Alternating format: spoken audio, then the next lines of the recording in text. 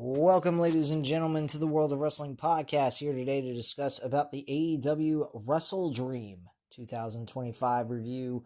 My thoughts on this show: it sucked, plain and simple. There was nothing on this show that was remotely entertaining. I think that what they did here was an absolute failure. There wasn't much to cry over. The I Quit match was somewhat entertaining, but the ending was very weak, I would say. First off. Yeah.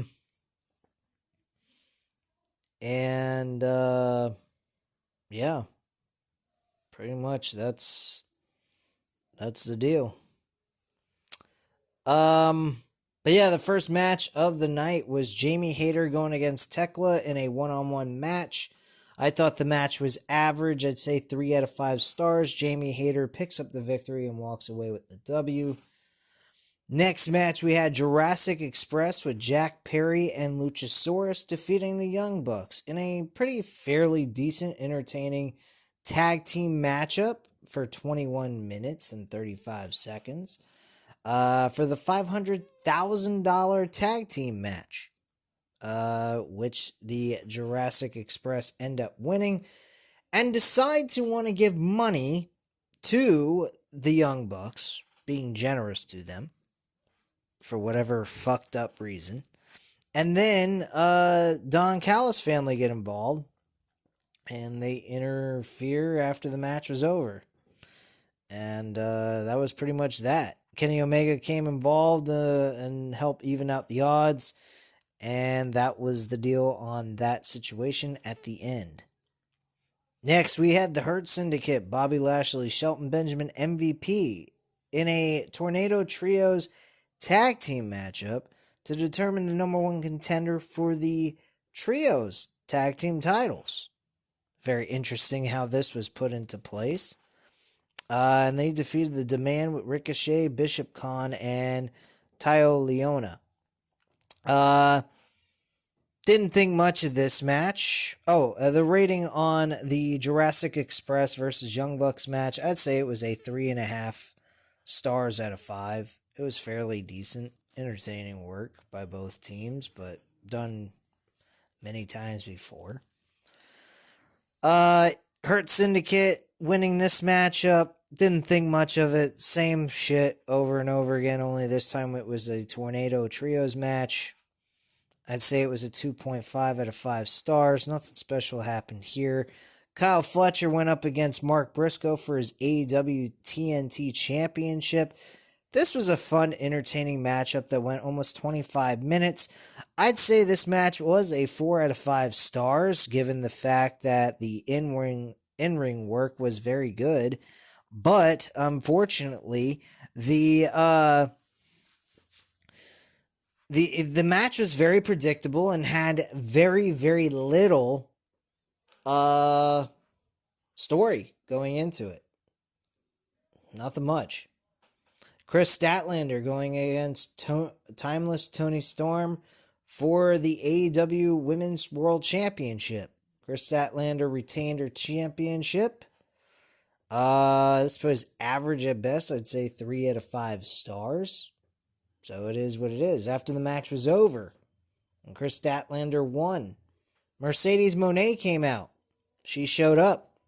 Had a winners take all match. This match was just randomly thrown together for no fucking reason at all. She interrupted Chris Statlander's victory and making Chris Statlander's win over Tony Storm even less appealing or attractive to the audience, making it memorable in any way, shape, or form. Not that it would be memorable since she already won the fucking title in a Fatal 4-Way match last month.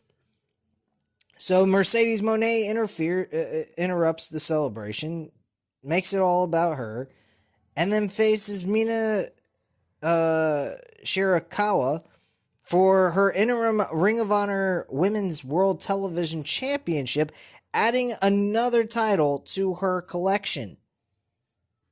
And then after the match, Mercedes Moné celebrated in the middle of the ring, and then Chris Statlander came into Mercedes Moné's face, and we get kind of like an inclination that these two will be competing over the women's championship next month, more than likely.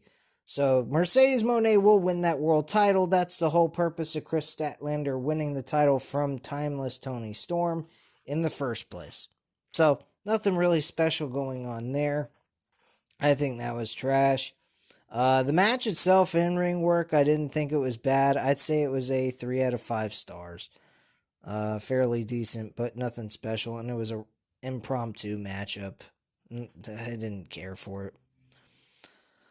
Brodito with Bandito and Brody King teaming up to defend their tag team titles against Don Callis family, which is Okada and Takeshita. I think Okada and Takeshita should have won this matchup, but I had a feeling that Bandito and Brody King were going to win this match. I didn't think that they were going to lose the tag team titles, but I thought maybe a small inkling was that was going to happen. Them both holding titles, I figured they would do something like that and then just have them lose the tag team titles later on, like on a Dynamite episode or something. But unfortunately, they didn't win. Brodito won this match. They retained their tag team titles. Very entertaining tag team matchup. The tag team wrestling, some of it was pretty damn good, but I wasn't super impressed by any of this shit. This was a 3.5 out of 5 stars. Almost a 4, I would say. But nothing special. Hangman Page defending his World Championship match in less than 20 minutes against Samoa Joe. He retained, obviously. This was an average match. 3 out of 5 stars. Could have been saved for a Dynamite episode. This wasn't even pay-per-view quality world title defense. This was a joke. This really was not anywhere close to anything. Hangman won the match in 20 minutes. Actually, 19 minutes to be exact. And, yeah. Hangman did what he had to do, which was retain the title. And they pretty much... then Joe went ahead and turned heel with the trios, the Ops. Makes no fucking sense as to why they're doing that outside of building towards another match. I don't know where they want to drag this out. This was piss poor booking overall. I don't think Samoa Joe should have been challenging for the AEW World title by any means at all. And I think the match absolutely sucked. It was an average match overall. Nothing special. 3 out of 5 stars I'll give it. Darby Allin going up against Jon Moxley, I Quit match. Darby Allin wins with the help of Sting, evening out the odds, which was pretty cool. But the ending fell short with Darby Allin getting the submission in the middle of the ring. There was a point in time where Jon Moxley tried to shove his head into a fish tank full of water in it. And he did it multiple times. Could not get him to say, I quit. And everything else in between. He used an object to stick in between his finger and his fingernails and tried to separate his fingernails from his finger. Which was pretty fucking weird. This was the only match on the card I'd give him credit for. This is one positive, which was the only bloody and gory match that took place on this show. So yeah, we had a bucket of water in the middle of the ring after Sting smashed the shit out of the fish tank. And the ring was covered in glass and water. And then Darby Allin connected to a Scorpion Death Drop and then the Scorpion Death Lock. And that's where Jon Moxley submitted. Said, I quit, apparently. Very weak ending. I give it a 3 out of 5 stars for the action it was and the brutality it had. But other than that, this show sucked. It really was terrible. I can't believe this actually was on a pay-per-view show. Yeah, this was not good. It was average at best. Just an average pay-per-view with very little meaning towards it. Just almost 4.5 hours of just random wrestling thrown together for a pay-per-view card that they could have just waited a whole month to do and just throw it on a show, and that's it. I don't know anymore, guys. I find AEW to be a real piss poor show. And I hate coming on here shitting on it, but I'm not going to tell you guys bullshit lies and say, oh, this has been a great show or whatnot. Not even the in-ring work during this show last night was remotely pay-per-view quality in my book. It felt like a random a super long AEW Dynamite show with with a couple of championship matches on the card and one important grudge match between Darby Allin and Jon Moxley. That was the only story that was really built, and most of it was just complete and utter insanity.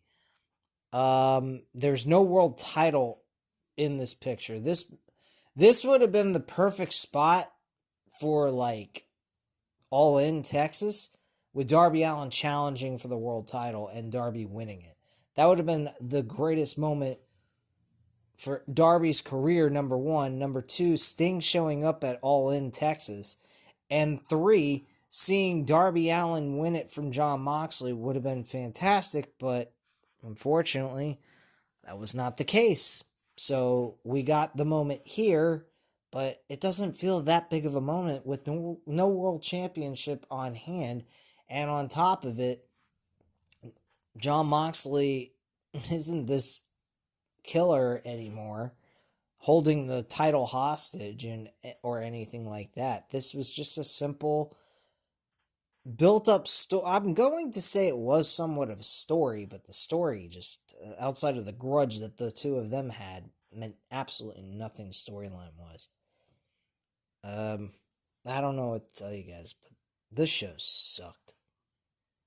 It really fell short. It was not Tony Khan's pay-per-view type of show that I would say was worth anyone's time. I used a VPN, purchased it for $24.99 on Triller TV. So if you so happen to have Triller TV, a VPN that you can get for free, which is what I did. I went to the Google store, just type in free VPN, you'll find one there, connect to it, and then just go ahead and use Triller TV while you're on the VPN to purchase it for $24.99, and you'll save probably, I'd say, about $25.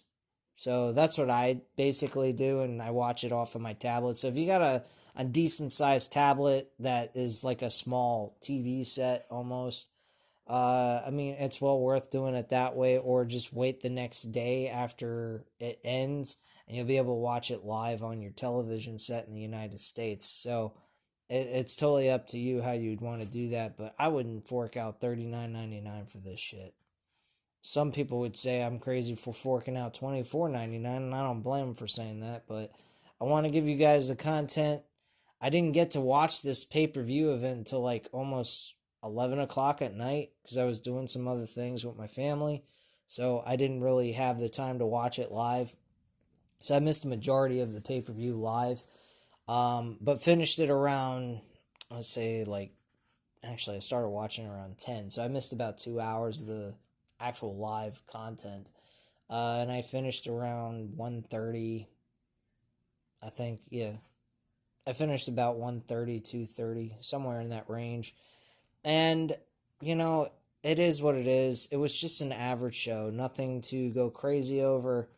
And I don't think they blew anyone's mind with this show. I think this was just one of the worst piss-poor AEW efforts for a pay-per-view event that I've ever seen by AEW in their history of being around, personally. Maybe there's been other I think there was a pay-per-view that might have been worse than this, but as of this year, I'd say this is probably one of the worst outside of Revolution, or not Revolution.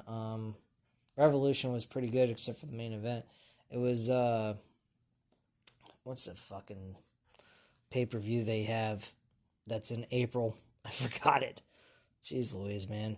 My brain's fried like nobody's business. Hold on 1 sec.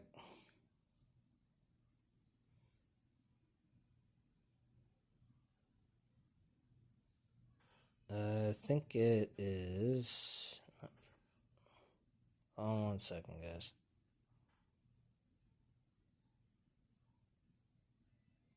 Dynasty.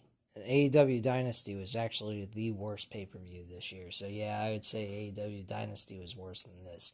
But this was not that great. It was just one step higher than AEW Dynasty. So yeah, I wasn't super impressed with it. It wasn't that great, but it was average, but nothing super exciting. But anyway, guys, at this time, you know what to do. Hit the like button if you enjoyed the video. Hit the subscribe button if you're not already subscribed to the channel. Leave a comment down below. I'll definitely get back to you on that. Thank you guys very much for watching, and have a great night, guys. Bye.